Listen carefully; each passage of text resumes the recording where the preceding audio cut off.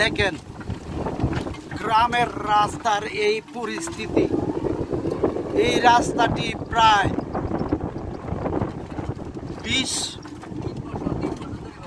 15-20 বছর ধরে এরকম ভাঙ্গা চূড়া অবস্থায় আছে। আর ভাঙ্গার যে অবস্থা দেখেন কি অবস্থা। আর এই বৃষ্টির সময় এই যে গাড়িগুলা একেবারে ডুবে যায় বললেই চলে। এই অবস্থাতে এই রাস্তাটি আছে পরিত্যক্ত অবস্থায়। প্রতিদিন এখান দিয়ে হাজার হাজার লোক চলাচল করে।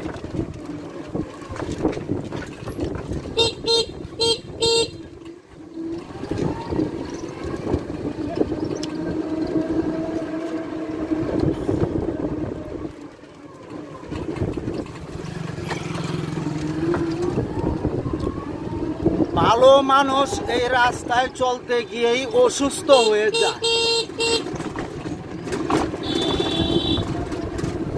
আর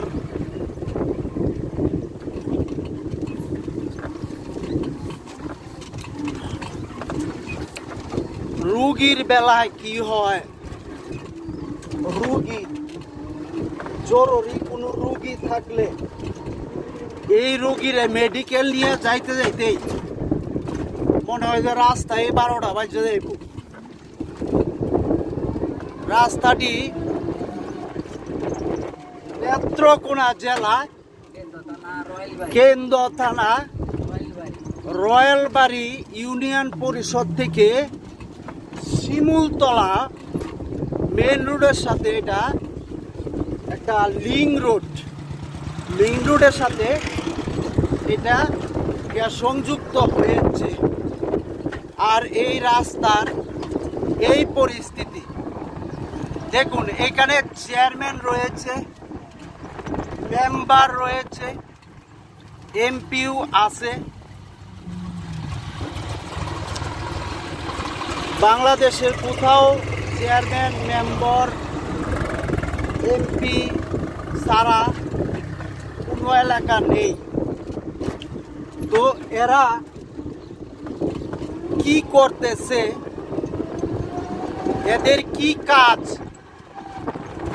সারা দেশের মানুষের কাছে আমার এই প্রশ্ন যে এই সকল ব্যক্তিবর্গ থাকার পরেও এই রাস্তাটি এই অবস্থা। বর্তমানে বৃষ্টি নাই, তারপরেও এই অবস্থাতেই যাওয়া হচ্ছে। আর বৃষ্টি আসলে কি হবে অবস্থা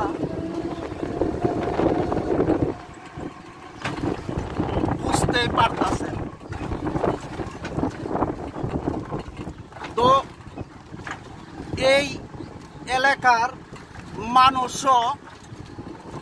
মানুষ এরাও ভুটান, এরাও ভোট দেয়। আর ভোট দেয় এই রাস্তাঘাট পাবলিক করতে পারবে না। অবশ্যই এগুলা করার জন্য ব্যক্তিবর্গের প্রয়োজন। এরা ভোট দিয়ে প্রতিনিধিকে জয়ী করে। আর এর পরিণাম এরকম যদি হয় তাহলে কি হবে ভোট দিয়ে, আর কি হবে এমপি বানিয়ে, চেয়ারম্যান বানিয়ে, মেম্বার বানিয়ে। তো সারা দেশের মানুষের কাছে আমার একটি প্রশ্ন যে এই রাস্তাটি এভাবে পড়ে আছে,